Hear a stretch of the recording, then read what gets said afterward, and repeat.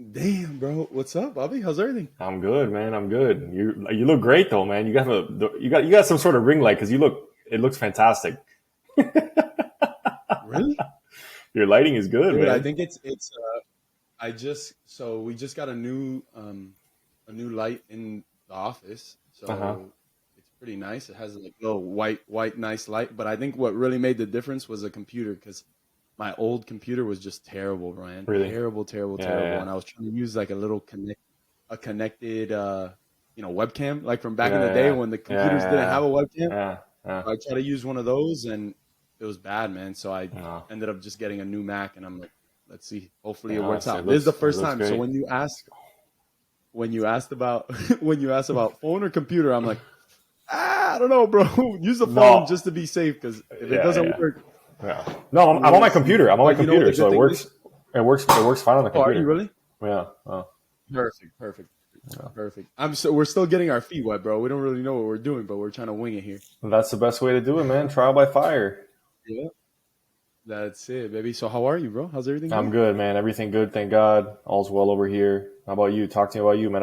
I've been following this little project you got going on. It's really cool, man. You've had some really cool guests, and um, this Yeah. is perfect for you because I think the Willie Abreu I know can talk to anybody at any time in any situation. So a podcast is very, very on brand for you. Dude, you don't understand how long Ricky and I have been talking about this thing, and Mm-hmm. dude, it's literally por complejo why I haven't done Yeah, it. You know what I'm yeah, saying? Because scared, yeah, like, oh, what's somebody gonna say? Oh, dude, yeah, oh, you're doing a yeah. podcast. Everybody does a podcast.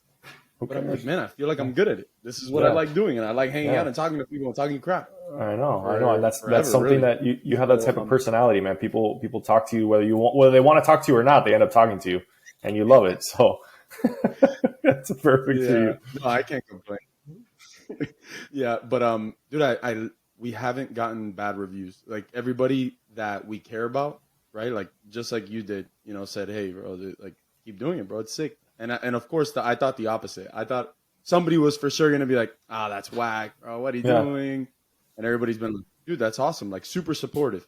yeah, no, and I think at the end of Which the day, is man, if it's something that you genuinely enjoy, whether you have one person listening or a million people, right? It's something that for you is worthwhile, so you do it. You know what I mean? Like that's the Willie that I know, man. You're willing to take a risk and see how far this thing goes. And you have cool guests. You have people that have want yeah, to share their story, want to talk just as much as you do, and this thing will take off. yeah. No, and more than just taking off of it's more about trying to influence somebody else's life, right? And like trying Sure. to be a positive influence in somebody else's Mhm. life because I mean, we've lived a crazy life. Like you've lived an unbelievable like ups and downs. You've been through so many things at such a young age, but I think people think that from when they look from the outside in that it was easy for us. Like it was Mhm. just like it was a walk in the park. Like we didn't really have to go through any adversity, and Yeah. it was like of course they made it. They're big 6'5" looking dude. Like they were gonna make it anyways. And then Yeah. when you don't make it, they're like, oh, of course you're gonna be successful. They went to UM. Like Yeah. but it took a lot. Yeah. They don't Yeah. see what kind of goes on behind the curtain. And I'm Yeah. like, you know what, man? If I could do something to motivate just one person, bro, change Yeah. one person's life, I was successful. This had meaning, right? Yeah, no, and I think one of So the things that's lost on people too is like the art of storytelling, right? Like I always find that fascinating. Like if you're able to just say, everyone's got a story, right? But not a lot of people are willing to share, their experiences for whatever reason, and whether they're personal or their own personal beliefs that they don't want to share. But I think the ability to be able to be eloquent about your life, your experiences, and what you're willing to discuss with other people is really important. Whether you make it in athletics, whether you make it in the business world, I think having a compelling story and being able to talk to people is something that's really lost in today's day and age, right? I think, you start scrolling a whole lot and you can not say a word for, a couple hours almost, it feels like, and the ability to just talk to people, have a conversation. That's why I think this is so cool for you, man. I think one of the things I've always admired about you, Willie Abreu, is that you go for it, and I think you're really genuine. You're very charismatic from the first moment that I met you.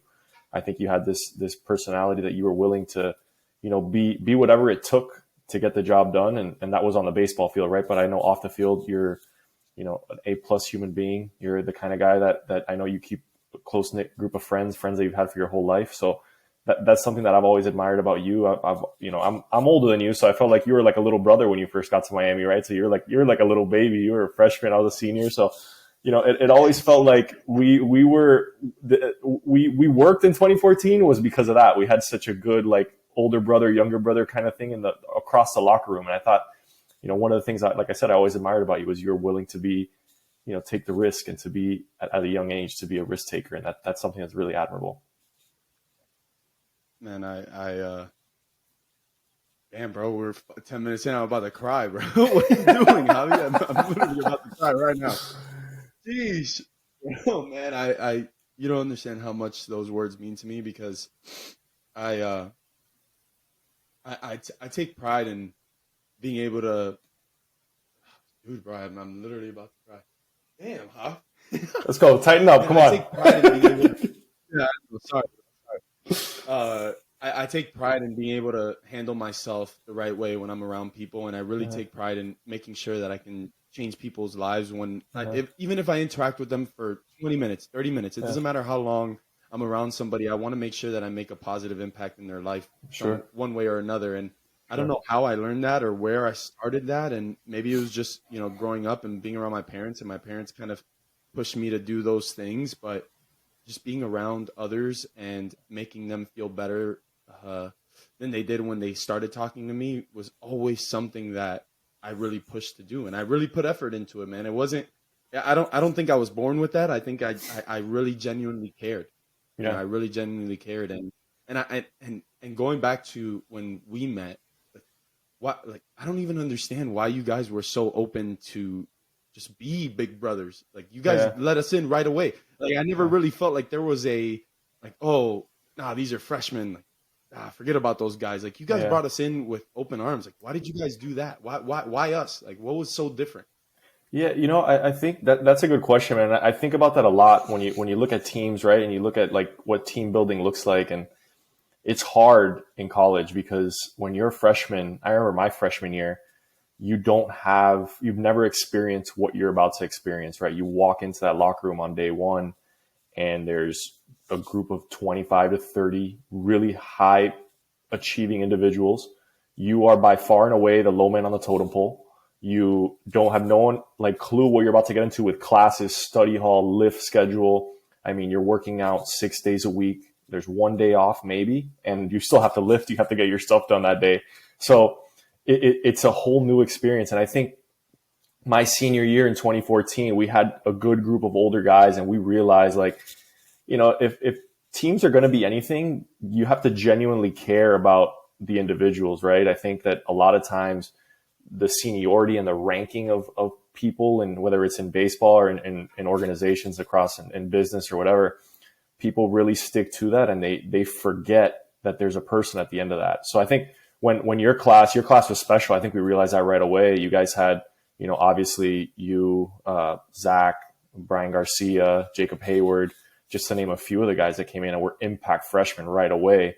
And we realized in the fall, like there's no point in being, tough on these kids because we're going to rely on them, to win baseball games. If we want to get where we want to go as a senior class, we're going to have to rely on some of these freshmen. So there's no reason for us to be difficult on you guys, to be tough on you guys. Like there should be a nurturing environment, right? There should be an aspect of mentorship. There should be, a camaraderie that builds that by the end of the first month, everybody forgets that you're a freshman, you're a sophomore, you're a junior, or a senior. It should be like, hey, we're all kind of pushing in the same direction. We're rowing in the same direction.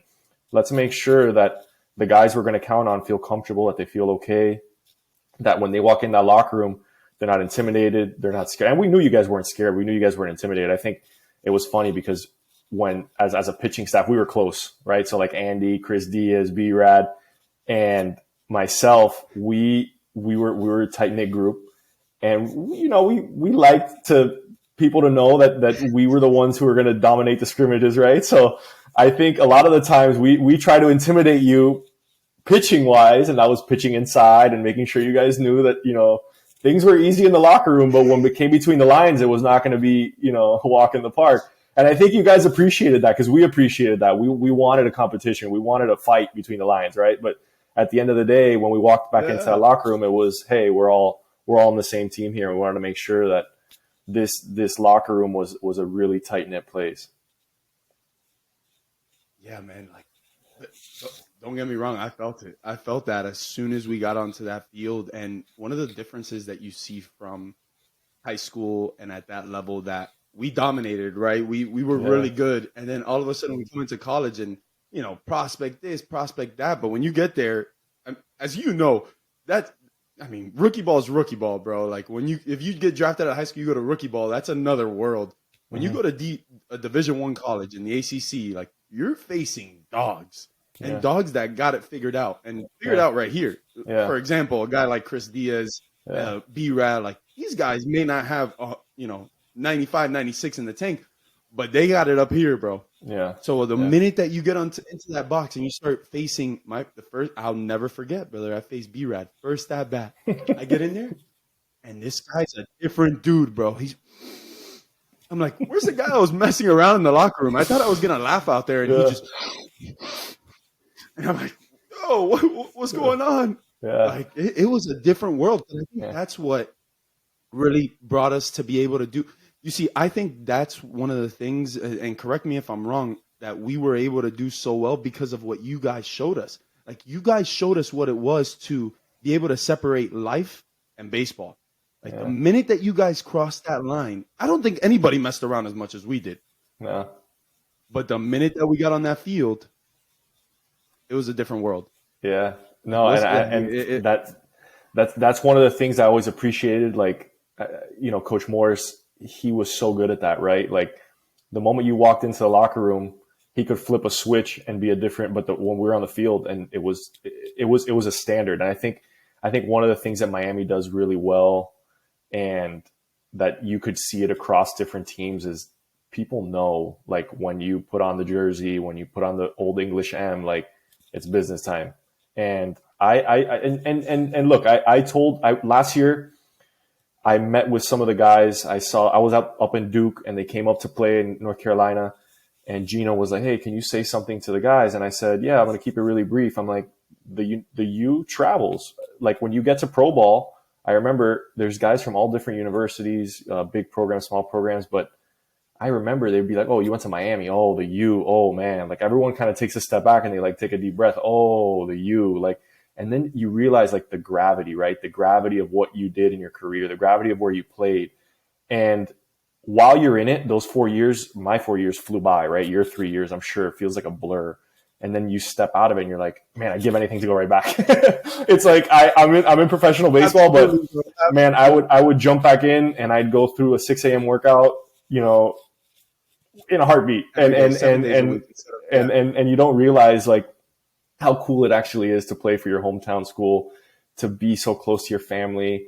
I remember I was like, man, I took it. I didn't take it for granted, because my family, just like yours, was at all my games. My friends, my high school friends, like, you walk out of those double doors and you're like, wow, man, this is heaven. Like, I could die and go to heaven right now, because I don't know if other schools have that kind Yeah. of support system, right? Like, we were so blessed. We were so lucky What? to play for a university like that, to have our family and friends there.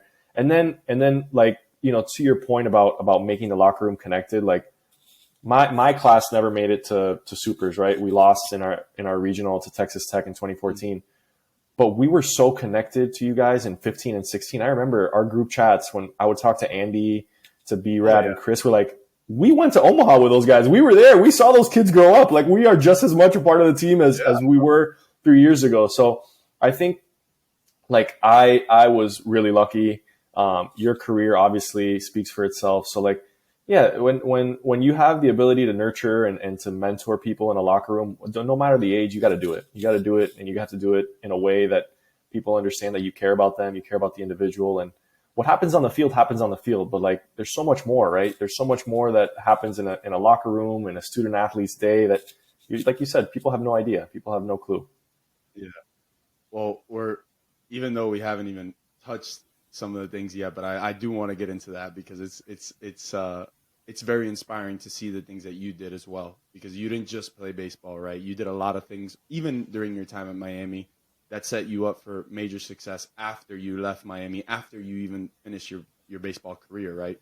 So let's take me back to, like, being a kid. right? Because you were always a University of Miami fan, if I'm not mistaken, obviously.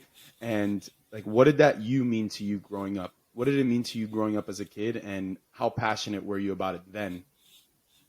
Yeah, man. There was really no option for me. I wanted to go to University of Miami, and I remember in high school I had some opportunities elsewhere, and I entertained them. But in the back of my mind, I knew like there's going to be a day when I'm going to commit to University of Miami, and that's it. And I remember my dad was like, "Hey, let's take the recruiting process slow. Let's look at our options. Let's not, let's date a little bit." And I'm like, "Dad, at the end of the day," and it got to a point, Willie, where I committed to Miami. I didn't even tell my parents. I called JD. I was after school in Columbus. I went to UM in my Columbus tie, and I called JD and I'm like, "JD, I'm ready to commit." And he's like, "Come over here." And he goes, "Are you with your mom or your dad?" I'm like, "No, I haven't told them." So I called my mom and my little brother showed up at Columbus, and they're like, "What's going on at UM?" Sorry. And they were like, I was like, "I'm committing." So yeah, for me, it was a no brainer. I grew up 2 blocks away from the university. It was one of those things, like I mentioned, that it's a dream, right? So I stress to myself, like, if I get this opportunity, I'd be so dumb. The little kid me, 8-year-old me, would fist fight 18-year-old me if I didn't take the opportunity to go to University of Miami. So it's like one of those moments in your life where you have the thing you've always wanted and it's in front of you, and you'd be so foolish not to take it, right? So the U means a lot to me. It always has. It always will. I try to stay as close to the program as I possibly can. I'll broadcast games. I watch all the time. I watch on my phone. I watch, there's no words, and trying to explain it wouldn't really do it justice what the university means to me. I made some great friends. I obviously had great times on the field, great times off the field. It set me up for success academically. It set me up for success post playing career. So, I mean, I'm always going to be one of those guys. I may not have the U tatted on me, but in my mind, I am head to toe in tattoos, right? So, like I said, there's no ounce of me that would have said no to University of Miami, and I still wouldn't. I'd go back and I'd do it all over again, and I'd say I'm going to the U. Like, there's no little ounce of regret. Oh man, it's so beautiful to hear that, because so many of us had maybe different upbringings, different childhoods, but the love and the passion that we have for that place is undescribable. Yeah. I can't explain it either. Yeah. I really can't put words to it the Yeah. way that you just kind of explained it, but I just knew. I really had I forgot who I was talking to, but we kind of described it as I almost dreamed more about being a University of Miami Hurricane than I did about making it to the major leagues. 100%. Like, I remember actually waking up and being, I want to be John Jay. Like, I remember watching like Roger and John like play at UM as a kid. Me and Zach were going to get into the stadium and watching these guys play, and I'm like, I want to be them. Yeah. Like, I really want to be them. And then watching Yasmani come from Miami Springs to UM and being like, that's gonna be me. Like, I want to be. Yeah. That was it. I was like, okay, they wrote it out for me. Yeah. They wrote it out for me, right? Like, Yeah. so, and I can imagine at that time, right, going to Columbus. What did that path look like? Did you ever look back and say, oh yeah, like, I already knew it was gonna happen because of X, Y, or Z? Yeah, and I never knew it was going to happen. It was my dream. I was going to work for it, but to say that I was destined for University of Miami, it was never one of those things. I was good in high school, and I hit a growth spurt my junior year. I started throwing a little bit harder, and that's when the attention started coming. But I think even playing at Columbus too, it was a really like big time baseball tradition, right? So we had big leaguers. We had guys like John Jay who were around and came back, and they sort of set the blueprint for us, right? And my team, my senior year at Columbus, we were at one point ranked number 1 in the nation. We had 10 guys get D1 scholarships. So it was an insane talent pool that I was a part of. And I think too, like, I've always played for places that set a standard, a place that, like, Coach Weber at Christopher Columbus was one of those guys who was like, look at my track record, look at my resume. This is what I do. This is where the guys that, I coach go to school. You can buy in, and your path might look something like that, or you can go play elsewhere. And that was one of the things that really motivated me. I've always been really motivated by like people that have forged a path that I can look at and like tangibly say, okay, I can do this if I take care of my business, if I do well in school, if I get a good SAT score. So I knew for me, I wasn't an overwhelming baseball talent, but I was going to do everything I possibly could off the field, academically, being a good teammate to make sure that if someone was talking about me to a coach, they may say, yeah, he's not throwing 97, 98, but he's got the grades right now. That won't be a problem. He's got his SAT score and he's a good teammate. And I think that sometimes a lot of the intangible stuff doesn't get recruited enough. It's hard to describe a person's character. It's hard to quantify that, right? So one of the things I learned, and this was way after when I was with the Brewers, there's no way in baseball to find a statistic for being a good teammate, right? So you can put a statistic on everything. I can find out what Willie Abreu hits off right-handed pitching in day games on the road, but I can't find out on a piece of paper on a box score what kind of teammate Willie Abreu is, right? And that's all word of mouth. So you want to be the kind of teammate and kind of person that when people look at your box score, they'd be like, oh yeah, he's a really good baseball player. He's hitting 300. Oh, but by the way, he checks every single box off the field. He's a good guy. He's a good clubhouse guy. He's not going to get in trouble. He's going to take care of his business. He's going to show up every single day. And that's just as important as the other stuff. And I think I learned that at a very early age at Columbus, that there is a lot of high character intangibles that you have to have if you want to have success in baseball and business, off the field, on the field, whatever it is. There's stuff that you can't put a number on that is really important. Did you have that always, or did it just come about when you got to Columbus and was when you were around Weber? Is that where you learned it, or did you learn it before that as well?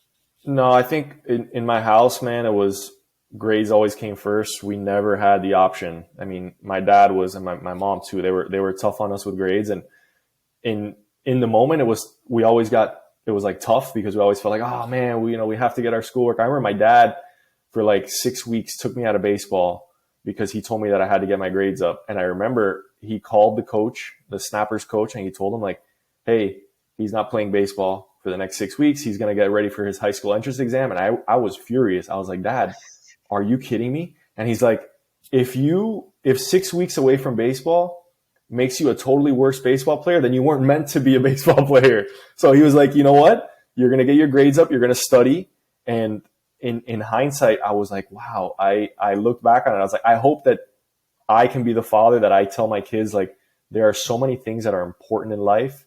Baseball is not going to be the most important thing in your life all the time. It may be on certain days. It may be for a certain amount of years, but there's so much more that you have to, take care of and make sure that you have in place other than baseball. So that was something that I learned definitely in my household, that there's more to life than sports. And I'm thankful for it. I'm thankful that I had an upbringing that my parents never forced me to play baseball. They never forced me to play sports. If I wanted to, I could. And that's the way I loved it, because I could play any sport. I loved basketball. That was my first love, man. I wish I could have played basketball, but I can't jump, man. I'm not fast, but that was my true love. And I remember I would play pickup, and I was like, man, to this day, I could show you texts on my phone. My close group of friends call me Dirk. My 4 best friends that I grew up with, they call me Dirk, and they don't call me Javi. They never have called me Javi since I've been 10 years old, 11 years old. They call me Dirk, but I could never be Dirk. In my mind, I was Dirk, but come on. So that was yeah, the fadeaway with the knee up. But no, man, it was. I definitely learned that the intangibles in my household for sure. Man, that's beautiful, because I mean, again, my dad was a little bit more baseball driven, maybe, even though he was a teacher and an educator, but it was never acceptable to not have good grades. That's the same thing. It just wasn't an option, right? Yeah. It didn't matter how much we worked on baseball. When the report card comes home, like, it better say what it's supposed to say. It better read the right letters. Yeah. That's all. There was no conversation other than that. It was like, hey, figure it out. Yeah. Right. Like, make sure that this is what comes home.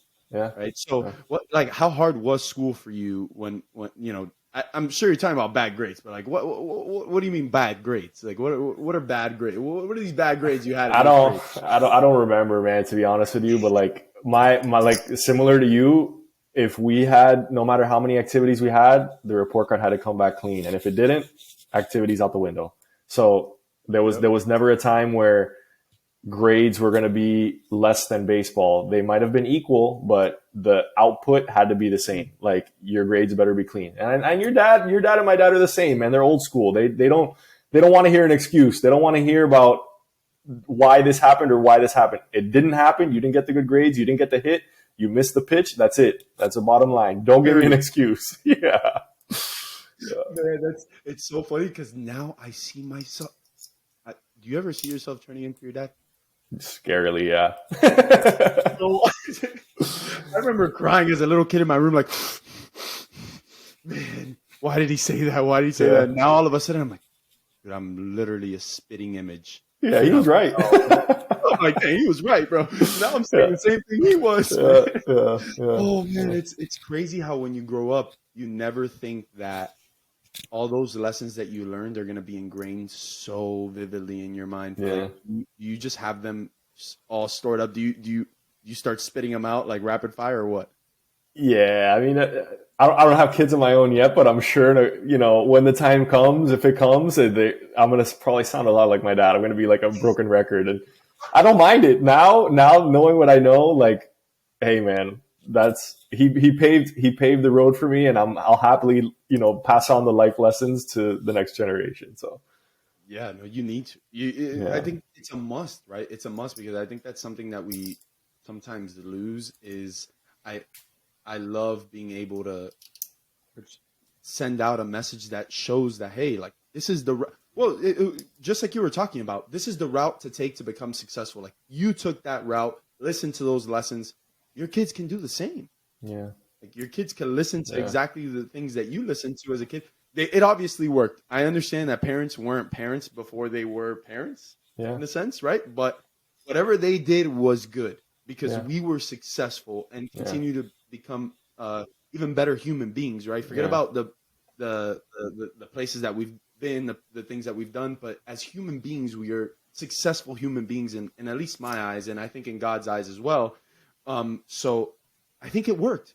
So I don't understand why we wouldn't just put the same path into our kids, right? Like, and now, Javi, I want to get into a little bit more because since we're on education, my first vivid memory of you, and I don't even know if you remember this, but I was on my visit, or one of my visits on my senior year. I had gone to Miami, and I saw you in the locker room during it might have been practice, something like that. But then again, you guys are pitchers, but I held that to a way higher standard when I saw you in the locker room. But then again, you were just probably hanging out in there. But when I walked in there, I saw you in there studying during practice. And I was just like in awe. I was like, wait, hold on. I always wanted to go to UM, and then all of a sudden I saw one of the guys studying during practice, and I said, oh, wait, this is a different animal. How was it the transition from high school to college, and kind of what path you took in college that maybe was a little bit more challenging than you thought it would be, or was it everything that you thought it was going to be? Yeah, I think the number one thing from high school to college was like time commitments, right? You can there's only so many hours in the day, and we already had hours blocked off for class and for baseball practice, right? So it's like, okay, so there goes about, 4.5, 5 hours in class that I'm not going to be able to, study. Well, I can, but you know what I mean? And then baseball, I have my early work, then practice, then my lift. That's probably about 6 hours. So where am I going to, and you had to figure it out. And there was no excuse. It had to get done. You had to have a GPA to play. I had to, figure out when my studying was going to happen. And I think honestly, Willie, I'm going to say that the biggest blessing, I think for me study wise was I was rooming with AJ Salcinas. So I had to keep my grades up. I had to study. I had no choice because AJ was a pre-med major. He got into Harvard Medical School, and he had the same baseball time commitments that I had. So I was like, if this guy can do it, I better freaking do it. And And even from freshman year, I remember we'd go on the road, and AJ would text me the night before. He's like, "You bringing your books, right?" I'm like, "Oh, yeah, I'm bringing my books. We're gonna study." And Thursday night, we'd land, we'd go to practice. AJ and I would come back to our hotel room and we'd study, man. We'd knock out as much as we could. And that would be, a couple nights on the road if we could. And it was, for me, having someone else like that was willing to, like, I knew that AJ was sacrificing for something. Like, he wanted a life outside of baseball too, and he was going to set himself up. And don't get me wrong, AJ was a star. He was our team MVP our sophomore in 2012. He was all ACC closer. I think he might have been one of the All-American teams. He was putting in the work off the field to study, and I was like, man, I need to do the same. So that was, for me, one of the really cool things. I had Sam Abrams was also in the business school with me. We're both accounting majors, so we had each other. You just got to find the time. And if it's important to you, you will find the time. I think people, I don't want to say people, I say athletes sometimes get a bad rap for not necessarily wanting to study, but it's hard because the time commitments, you're pushed in a million different directions. You're pushed and pulled here and there. You just got to figure out when to do it. You got to figure out, okay, if this is important to me, if this grade is important to me, I'm going to, use the 20 minutes between my shower and my next class, or the 20 minutes, between early work and the start of practice. I'm going to, try and get as much work as I possibly could. So that day I probably had some sort of test coming up and I had 15 or 20 minutes, and I hope it wasn't during practice, because if Coach Morris or JD is listening to this, I hope they don't think that I studied during practice, because I didn't. I did not study during practice. It was 100% you studied during practice. Oh man, I hope not. I don't remember, but you probably did. I was a nerd, man. I had to. I was a nerd. I had to get my work done. I had to. Yeah, but that's so sick, Javi, because I want kids to hear that. Like, I want to hear, like, you were a nerd, and it was okay. You were the coolest person in the world too. You were actually an amazing human being. You weren't antisocial or anything like that. You were a nerd by every stretch of the imagination of the definition of nerd. You were it, but an amazing baseball player, amazing human being. Like, that didn't stop you from doing other things as well, right? Yeah. Like, that didn't stop you from being a good human being. It wasn't like because you were a nerd and studying in the locker room doesn't mean you wouldn't turn your head and say, "What's up?" and say hello and be a genuinely nice person, right? And one of the things that you see a lot, or that I see a lot too, is something is different in Miami in general. I connect it to Miami. Maybe it's not just in Miami, but there's something about us feeling like we're never doing enough that motivates us to push and do so much extra that when everybody else sees it, they're like, whoa, dang, that's crazy. But to us, it was always normal. Did you ever feel like, oh man, I don't know if I'm doing enough? Like that feeling of like, man, like maybe I should work a little harder in classes. Maybe I should work a little harder at baseball. Did you ever feel that way? I think we're lucky to play a game like baseball, because it's a humbling game, man. I remember there were times where you literally go from top of the world to, the bottom of the valley in a matter of a week. And I think I had so many of those moments in my career where I was like, it was like, wow, I looking back, you don't appreciate the good days without some of the really tough ones, right? Like, if without having the 0 for 4s with the 3 or 4 Ks where you don't even see the baseball, you have no idea what's going on up there. And for me, I had some starts. Look, a great example that I tell people all the time is, people want to talk about me throwing a perfect game, but the next week I gave up 6 runs in the first inning, and I don't even know. I got 2 outs, and I think I gave up like 8 hits before I could even get the second out.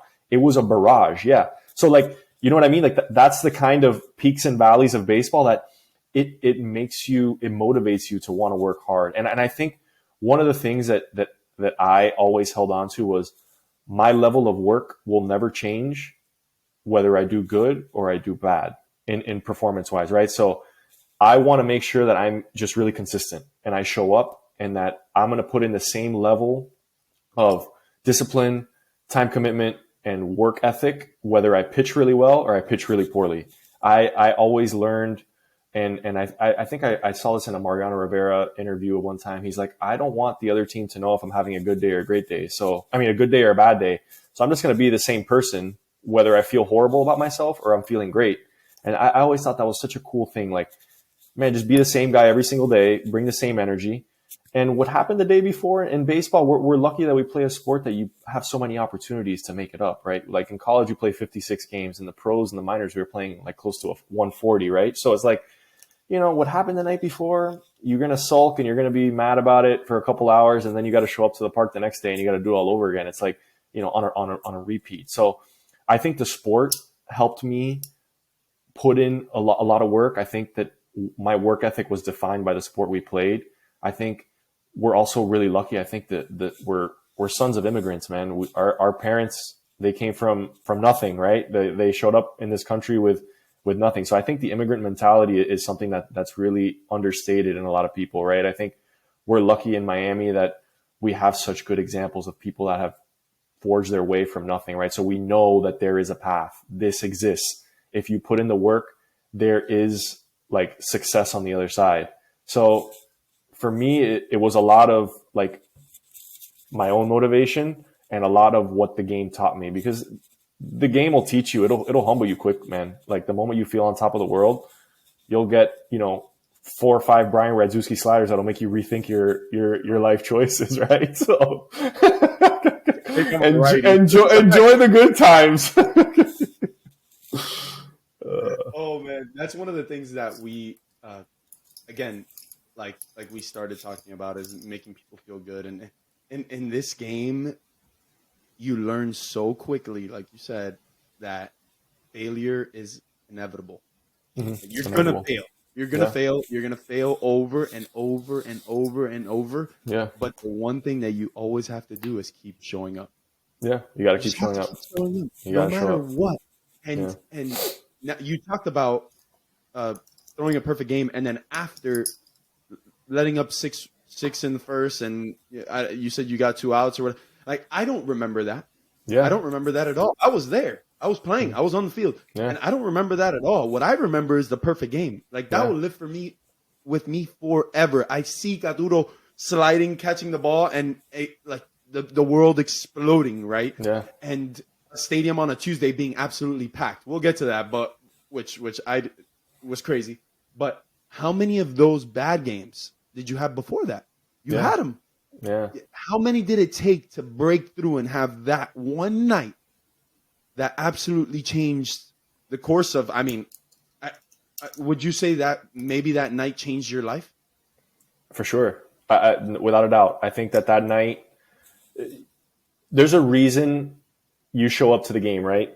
Like you show up, we had a Tuesday game. No one expects any of that. I didn't expect, I was still working up my pitch count that night, right? So who knows how far I was actually going to go in the game. If I had given up a couple runs or if I'd given up a couple hits, like I'd probably go maybe 75, 80 pitches. It was early in the year. It was early March. So it was probably like my second start. And I had just pitched the weekend before or the week before against the Marlins. So I threw 3 innings against the Marlins. So I was not built up. I had no idea what was going to happen. I had no clue. And I think that's the beauty of showing up to a baseball game, right? There's so much unexpected. There's so much that variability. There's so much that as a kid, you don't realize the game you're playing, like the bounces of the baseball. Like there's just so much. It's such a weird sport that we chose to play. And on nights like that, where, you know, I wasn't a strikeout guy, man. I was going to throw you. If I threw 100 pitches, 95 are going to be sinkers and they're going to be right down the middle. And I was going to pray that you grounded the ball to second or to short, to Brandon Lopez or to Alex Hernandez, and they were going to pick up the ground ball and they were going to throw it to first base. And that's how I lived. That I knew who I was as a pitcher. I was not going to try and strike you out. If I got strikeouts, cool. That night I got 6. So I got 21 outs in the field. So 21 of the 27 were the other guys. I was just throwing the sinker down the middle, hoping that someone would ground it. And I knew myself, man. I knew the kind of pitcher I was. JD knew it. The catchers knew it. Mm-hmm. I had a good sinker. I would throw it right down the middle. No one was set up inside or outside. I remember JD would go like this in the scrimmage, literally just go like that. And I'd be like, I could tell him. I would tell. I when I got to pro ball, I remember one of the pitching coordinators told me, he's like, what's your like recipe for success? I'm like, fastballs, one seam, right down the middle. And he's like, what? I was like, hey man, I don't have the kind of stuff to strike people out. I can't elevate a fastball for the life of me. But what I can do is I can throw a 91, 92 mile an hour sinker, and it's going to sink. It might hit a righty. I was like, full disclosure, I might smoke a couple righties, and I did in my day, but I'm going to throw sinkers right down the middle. And that's what I did. And on that night, my perfect game night, it was a bunch of sinkers right down the middle. And I was really, really fortunate that a lot of them were in the hands of Brandon Lopez, Alex Hernandez, DT, Zach. Like a lot of guys were just catching ground balls, man. And there were some nights that the sound of barrels kept me up at night. But if my sinker was on, I knew that I could get people to ground out. And I was very comfortable with that. I didn't have the stuff that Brian Radzewski had. I didn't have the stuff that Andy Suarez had. I definitely didn't have the sinker that Chris Diaz had. But my sinker was good enough to miss the barrel by that much. And that's all I needed. Oh man, dude. It was a spectacular night. Like being a part of that night almost feels, I can't imagine for you, but being there and watching that was like a dream. It was plain and simple. It was actually a dream. And one of the things I remember saying to Three, I don't know if I've ever told you this, but I walked into the dugout, and obviously it's a Tuesday. It was the weirdest thing because we had 2 games versus the same team in a midweek. Like that doesn't happen all the time, right? No. So I remember walking into the dugout right before the game starts and going, "Wow, this is a big turnout here, huh, Three?" You know, I was a freshman, so I'm like, "Oh, man, no fans here on the midweek, huh?" And he goes, "Oh yeah, tough one here today, whatever." And sure enough, where did the people come from, Javi?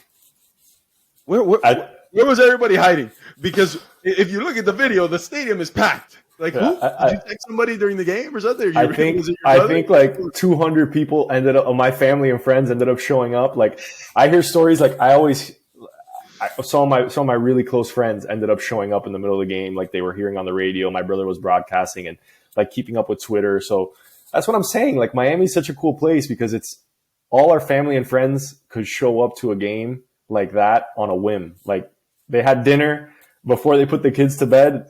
All my uncles came with their kids at the time. Like they showed up. Like you don't get that anywhere else. Like I honestly, it gives me goosebumps to think, not that I threw a perfect game, but that on the biggest night of my baseball career, I was able to walk out and see my grandparents, my uncles, my cousins. Like my brother was doing the broadcast. Like, what? Are you kidding me? Like if I was at any other school, that wouldn't have happened. They would have had to see it on the radio. They would have had to see it on TV.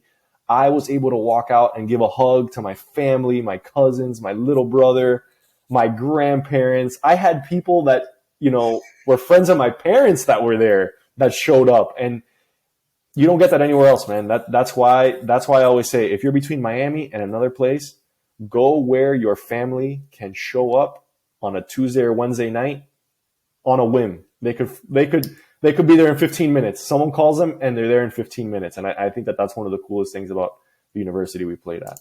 Yeah. Everybody kind of mentions all the time when they, ask me, "Oh, where did you play?" "Oh, Miami." "Oh, where are you from?" "Miami." And they're like, "Wait, what?" I go, "Yeah, man, for the most part, I lived at home, Yeah. And they're like, "Oh man, did you not get the college experience? Did you?" And I go, "Listen, I got the best college experience." Yeah, seriously. Every single night, I was reading what you wrote on Tumblr earlier, and I remember reading it when you wrote it, and it was so true, man. Like that feeling of coming out of those double doors and saying hi to my mom, my dad, my friends, everybody, no matter what night it was. Yeah. And sitting in the locker room 10 minutes before the game and my boys texting me like, "Yo, I need 15 tickets." Like that feeling for a 19-year-old kid or 18 or 20, 21-year-old kid is the absolute best feeling in the world when you're put at that level of like, you are realistically, I don't even know if the Marlins get that type of love that we get in that stadium. And it's like, please, kids, like if you even have the opportunity to put that jersey on, I think we've lost that passion.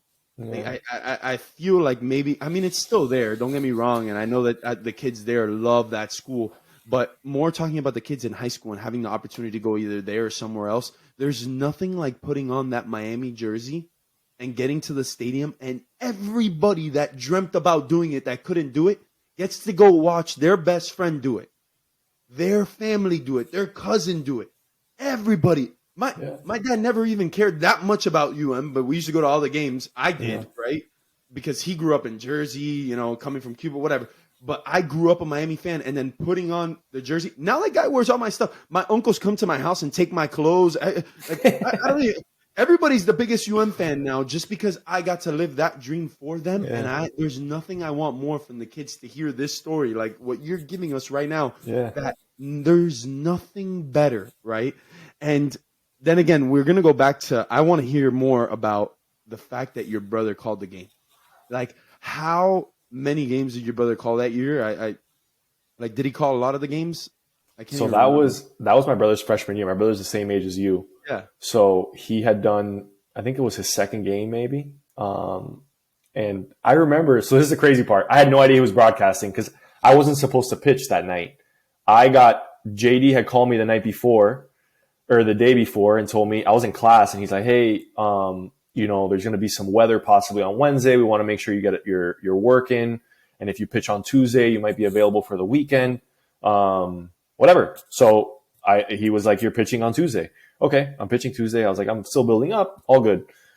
I had no idea. My brother was a freshman at the time, and he was living in the dorm, so I didn't see him that night. I went to the park. I went to school the next day, went to the park, and I had no clue he was broadcasting. So after the game, you know, I'm going upstairs to do the interviews and stuff. And I remember Gorby stops me in the stairs and he goes, dude, you're never going to believe what's about to happen right now. And I'm like, what are you talking about? And he's like, you'll see. And I walk out and I'm like, oh my God, my brother was on the radio.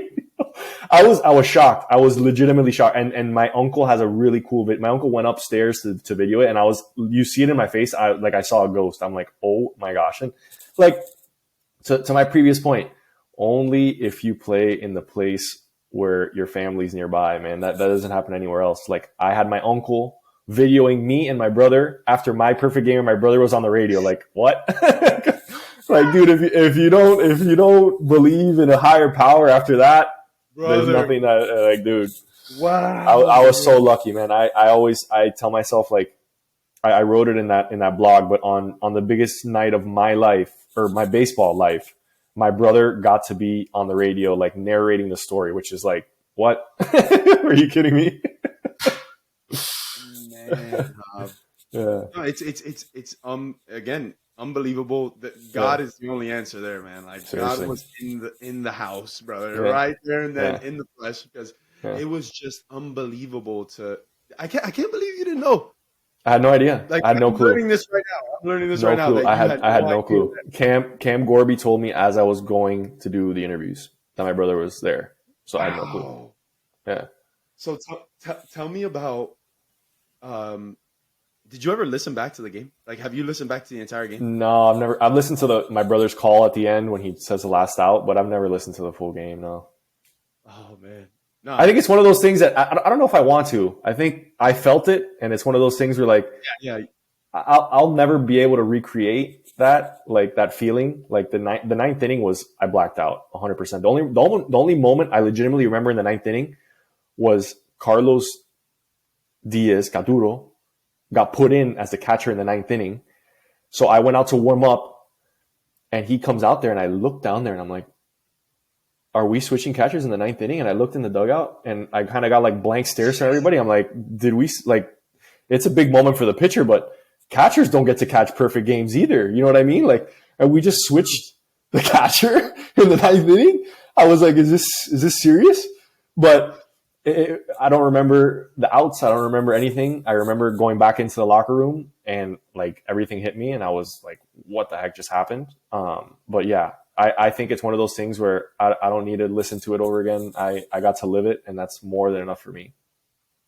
I can't believe three changed the catcher. I've never really asked him, and maybe I will one day. Like, No, we have to Why? ask him now, bro. Yeah. Well, there was a lot going on in that game, man. We were up big. We were up like Yes. 17-0. And like, I remember the shortstop got changed. I remember Laz Rivera went out in the ninth inning too. And I look back, I'm like, what the hell are you doing here? And then Sebastian was on the obviously field, made the Sebastian had never played left field before. And I had no idea. I didn't even, so I was so locked in that, I mean, usually pitchers don't ever look to see who's out there. And when there's changes made, they don't tell us, right? Unless you hear it over the loudspeaker. But when Sebastian made that play, I was in the eighth inning. I looked back and I was like, was that Sebastian Diaz in left field? Like, and he was an infielder. He was a good infielder, but he was in left field. He had never played outfield before. So like, dude, if that kind of stuff is happening, something weird is brewing, right? Because Sebastian Diaz is not supposed to be making diving catches on sinking line drives in the outfield. Crazy catch. Oh man, that's crazy. That's so true. I forgot about that. Yeah. Sebastian wasn't even an outfielder. It wasn't an outfielder, man. He's out there making a diving play. Wow, man. Yeah, no, three was three that night. He didn't. But isn't that he was just so even keel? Like he didn't let it bother him. He was so business. Like, hey, the score is what it is. Is that? I don't know, man. Wasn't he always that way? Like just like, and I think I kind of in a way I appreciate that about three. Like the game was never like too big for him, right? He'd seen it all, and I think at that point in his career was like he had seen everything he needed to see on a baseball field, and I think it makes the perfect game even that much cooler because it's one of those things where like usually 9 guys get to participate in a perfect game because you don't change the defense, or maybe you make a defensive change in one of the outfield spots, but man, almost the whole roster participated that night except for the pitchers. So like I went in the locker room and I told guys, I'm like, I got 6 outs myself. Thank you guys, all of you who played for the other 21, because I appreciate that. And I did my part, but you guys definitely did a lot more than I did. And there was just a lot of changes, man. I remember, I just wish I could have had like, I wish I was mic'd up. Yeah, the whole game, right? When Carlos went back there to catch, and I was like in my head, I'm like, no. I looked into the dugout. I wanted to scream, but I was like, you know what? Don't say a word. Don't make a scene. But I was like, we changed the catcher in the 9th inning of a perfect game. It's okay. You can change their left fielder to the center fielder, but the catcher? No, and then the pitch that he caught to win the game.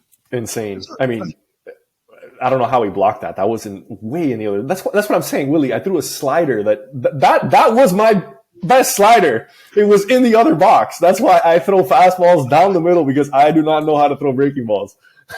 Oh my, that's right. He literally slid tackled all the way into the other box and caught it.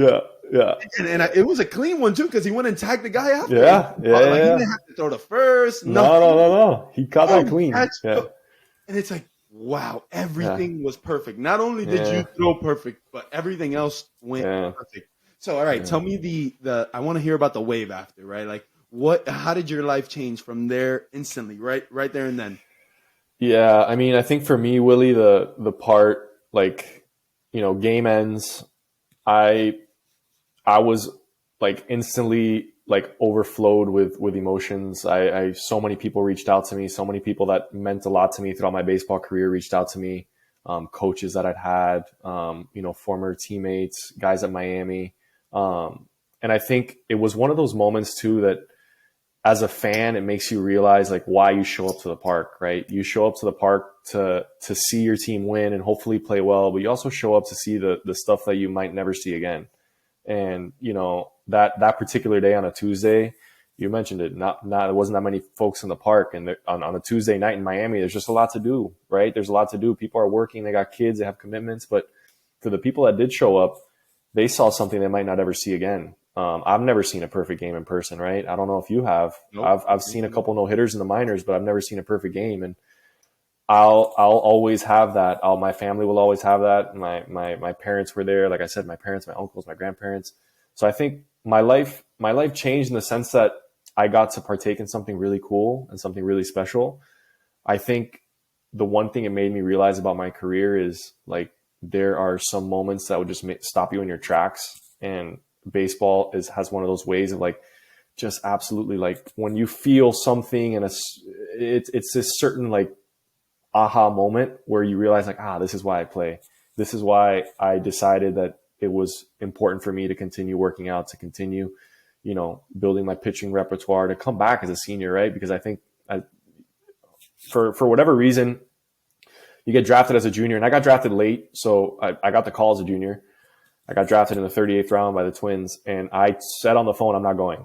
I told the guy who drafted me, he's like, hey, we're picking you now in the 38th round. I said, thank you very much. I appreciate the opportunity, but I'm going back to school. He's like, are you not going to negotiate? You're not going to think about it? I was like, no, I already told the coaches I'm going back to school. Okay, thank you. Hung up. Thank you very much, whatever. Bang.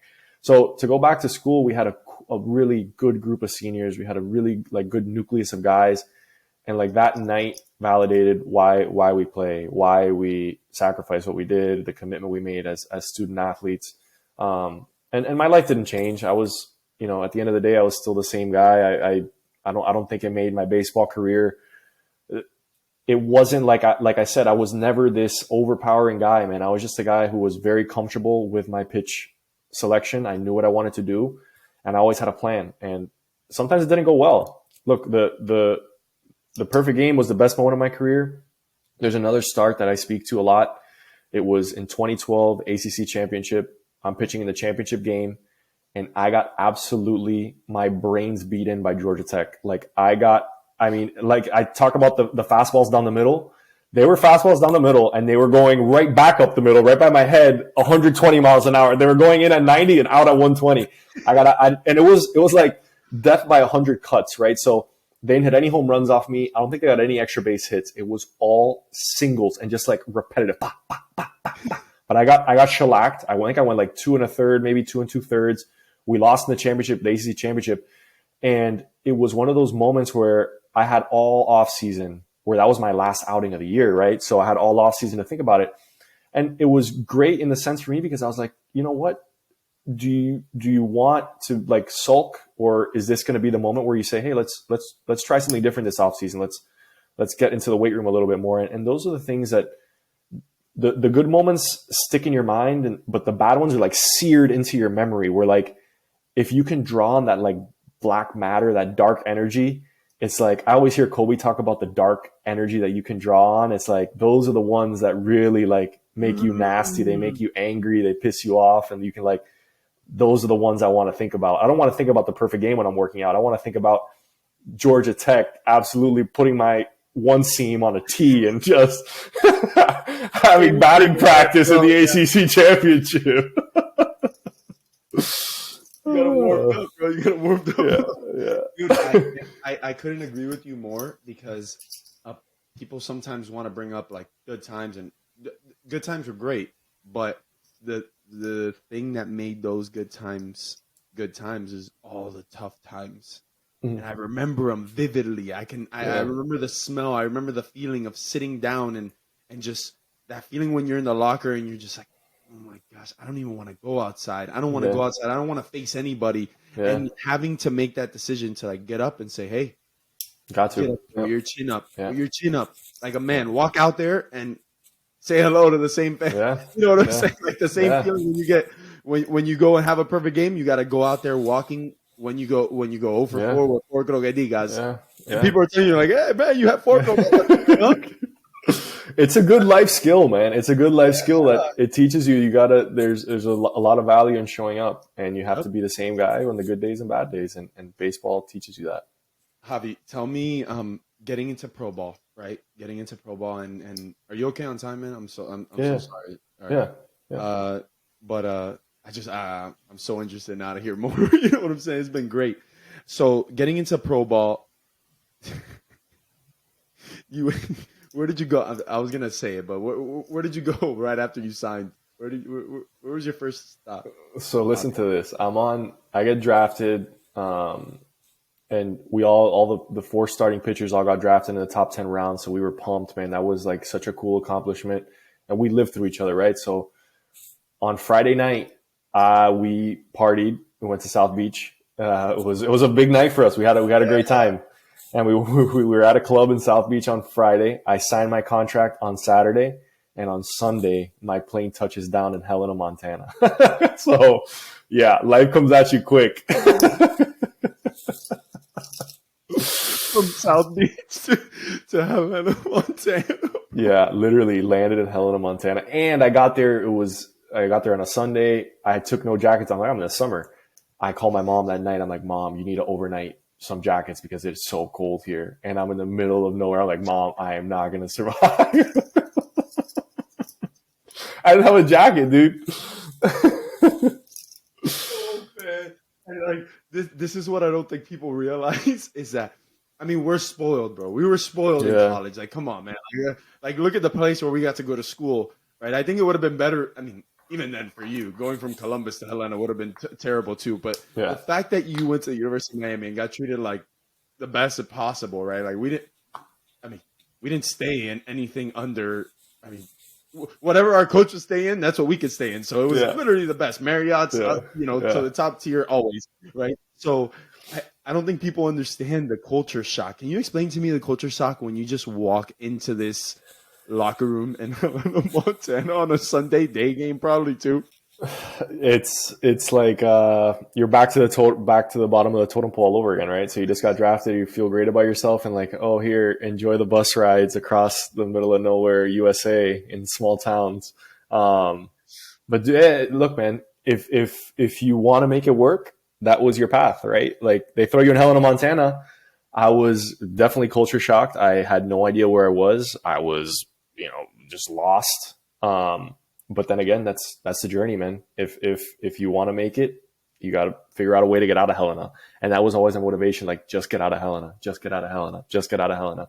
And I remember my first couple starts there, it was the elevation in that league is super high. You were in there. No, you were in Grand Junction. So like all the parks there, it is hitter friendly to the max. I remember my ERA is like 7.5, and the pitching coach is like, "You're doing a great job. Like keep it up. Keep up the great work." I'm like, dude, I'm pitching close to an 8 ERA, and he's like, "Hey, it's okay." He goes, "An 8 in this league is like a 4 anywhere else." He's like, "You're fine." And I'm thinking to myself, like, "Oh my gosh, my baseball card my first year is going to be ugly with this ERA." But yeah, it was a culture shock. It was cool. It was a great experience. I ended up really liking Helena. It grew on me because I think it was the first place where you're really far from home. There's no one around. It's me. I realized like quickly, like this is your own journey. Like there is no one to babysit you. And if you want to make this work, good luck. Yeah. What would you say was probably one of your favorite memories of pro ball? Like what was a day that you would like never forget when you talk about being a professional baseball player? I think pro ball was definitely the people you meet, the teammates you come like in contact with, because you don't ever really, and sometimes you do, but you don't really ever spend like a lot of time in one particular city. You're constantly just on the move, man. You're living it out of a suitcase for an entire year. So I think for me, I was always like, let me try and make as many good relationships with people as possible. Let me try and befriend as many people as possible. Let me make sure that when I move on to another team, I have some good relationships with guys so that off the field, I can feel like fulfilled. And it's hard because, man, a lot of my good friends, you show up in spring training and they get cut from one day to the next, and they have no way. You might be on the field when they get cut, and you don't see them again. So it's like one of those things where you really have to. It's crazy. It's one of those things where you really have to make sure you work on the relationships in the locker room, always knowing that for a lot of people, the days are really numbered. I think I never took that for granted. I always said, like, if I got a jersey on, I got a chance. And if I got a chance, I feel like I can make it. There was never a time where I felt like I'm definitely out of the race here. I had some injuries in pro ball, and I never got over the injury hump. I think for me, it took me a while to just get healthy and then to stay healthy.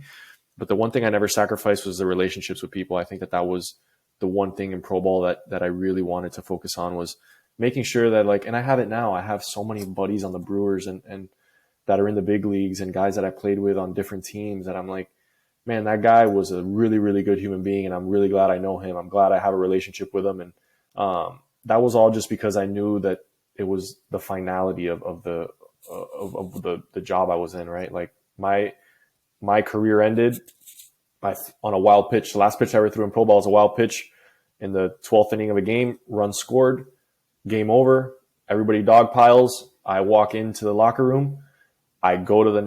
We go back home, and that's it. I was done, released. So it's like you never really have time. You don't have time to think about it. And I remember I said bye to guys, and I didn't have time. I didn't get to, like, there was no closure. All of a sudden, my career, I got released. My career with the Milwaukee Brewers was over. All the guys that I had just been with for the last 6 months, like, I'm not going to see them. I'm driving home. Like, so the finality of professional baseball is there's nothing to describe it. Yeah.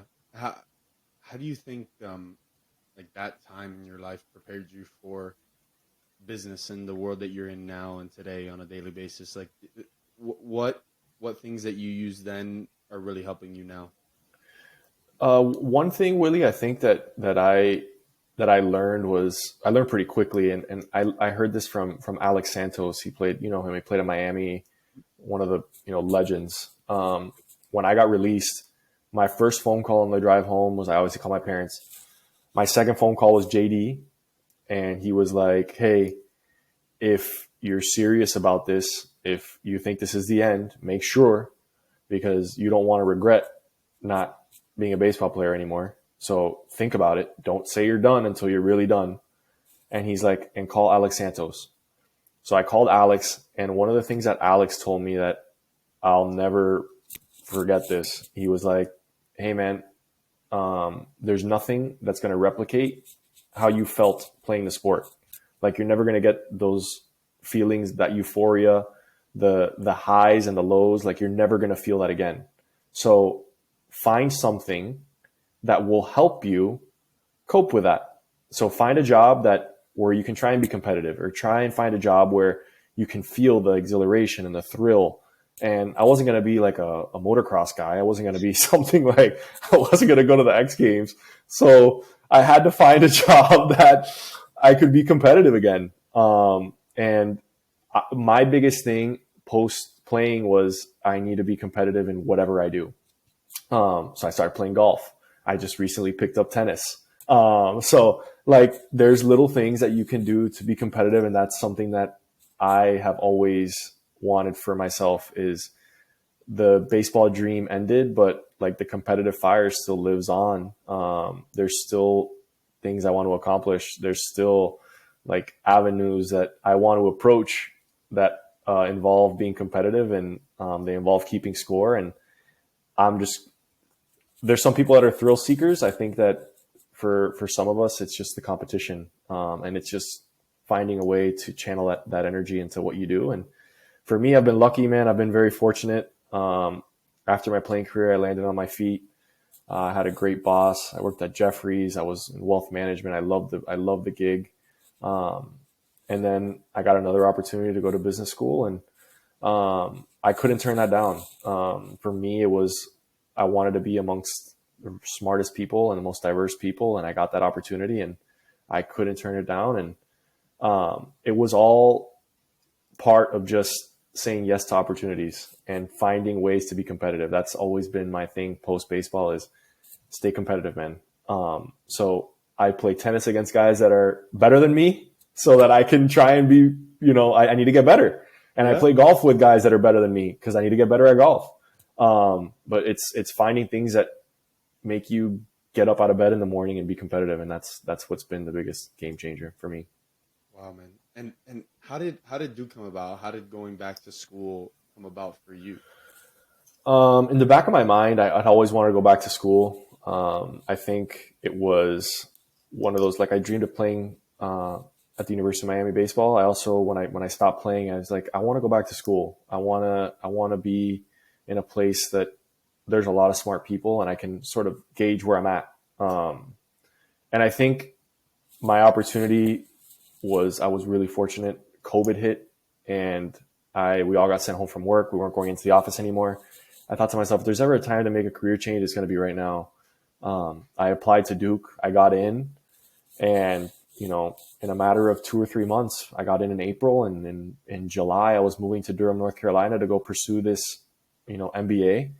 And for me, I made a group of lifelong friends, and they look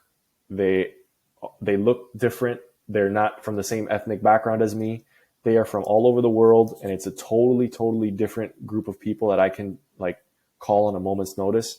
And that was worth the 2 years for me, right? Is just making really cool relationships with people that are just totally different than I am, and way smarter than I am, and being able to draw upon that group and say like, hey, I don't come from the same places as you.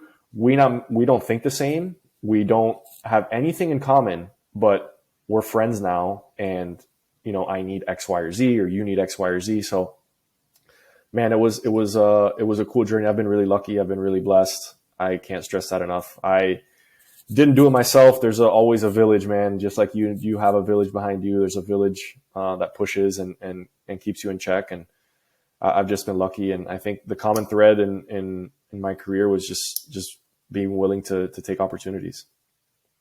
Javi, how does the financial services business differ from what you're doing now at Deloitte? So when I was working in wealth management, we were essentially money managers, right? So we had high net worth individuals. We helped them create like wealth plans, financial planning for the future, tax planning, etc. Right now, I'm in consulting. I work at Deloitte. I work on mergers and acquisitions. So it's a really cool field. It's really fast paced. It certainly is. It's a grind, for the most part. I know we're doing this on a Sunday night because tomorrow morning I got a flight to Boston. And I was in New York last week, so I'm constantly on the move, but it's a really cool group of people that I'm around, that I'm learning from. I'm on the bottom of the totem pole again. I think that there's a common thread here, man. You go, when you feel like you're on top of the world, you get right back to the bottom of the totem pole. So yeah, I'm on the bottom of the totem pole. I'm learning as much as I can. I got a great boss. I have a great support system. So look, man, it's one of those things where I'm just trying to figure it out day by day. I'm really new at this. I'm not very good at it just yet, but I'm going to keep trying. I'm going to keep pushing, and I'm competitive. So one of these days I'll figure it out. You're going to figure it out. Yeah. I feel the same exact way. I'm in tech sales. Yeah. Yeah. So I sometimes have no idea what I'm doing, but I figure it out, man. And I'll figure it out, right? And that's what I figure it out. What is your day to day? What is your day to day? Like, for example, give me what you will be doing tomorrow, and what those meetings consist of, and what kind of is going on when you are speaking with your clients or people that you work with.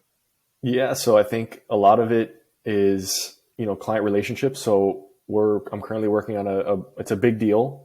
It's a really, really big financial deal, 2 big banks. If I said the names, you definitely know which ones, but unfortunately I can't. But we just in case we'd cut anything out. So it involves a lot of client interface meetings. So my day starts at 8. We'll have an internal team meeting. We'll have what we're going to present to the client, and it's a constant back and forth. So we're trying to merge these 2 really huge organizations and make them one in a matter of a year. So it's not an easy task, but it's fun. It's cool work. At the end of the day, I've made already in my short amount of time at the firm, I've made some really cool relationships. I get to talk to some really important people on the client side, which when you're on the bottom of the totem pole, every conversation you have is like, it's getting a double, right? It's like, oh, I'm 1 for 1 today because I had a good conversation with someone, right? But there's just as many conversations that are strikeouts, and you're like, oh man, I'm 0 for 4 today. Like, I got to go back to the drawing board and figure it out. So there's a lot of parallels to sports. I think if you want to find them, you can find them. I've just been really lucky, man. I've been really, really blessed. Oh man, what's next, man? Tell me what's next. Tell me what's the goal. Where do you want to be? Where do you see yourself in 4 or 5 years?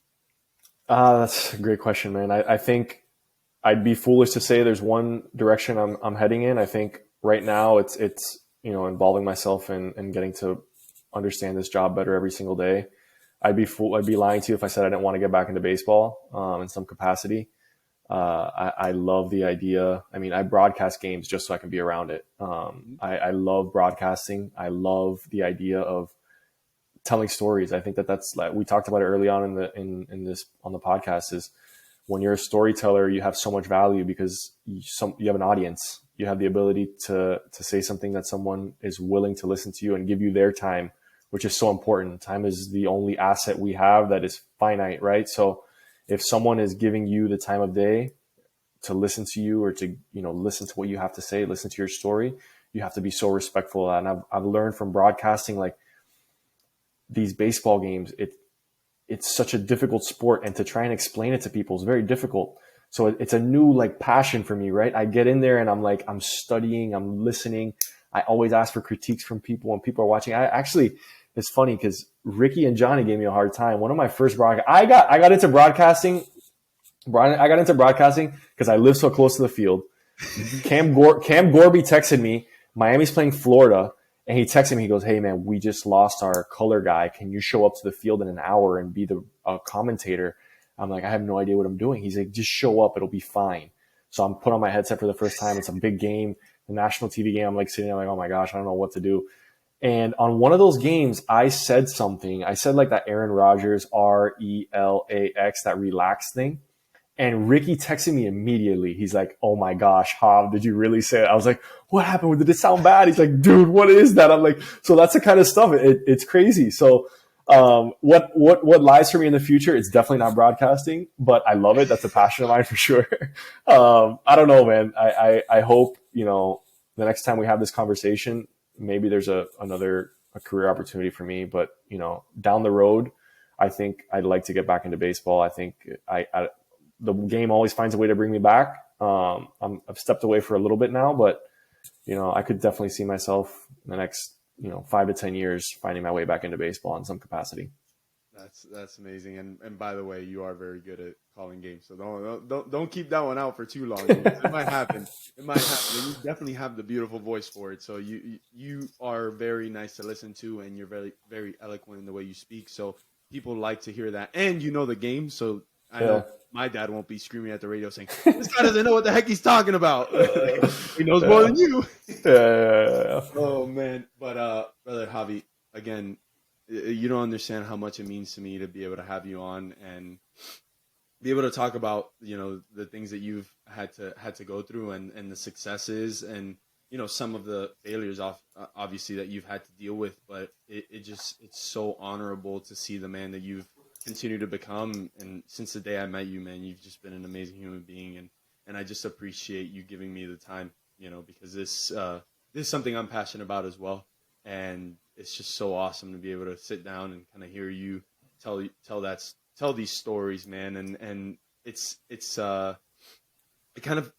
goes to the person that you are. And this is the last story I'll tell, because now I want to tell a little story that Luis Goyaso told me when he was on this when he came on the podcast. And he told me about a time that you were just flying through Vegas.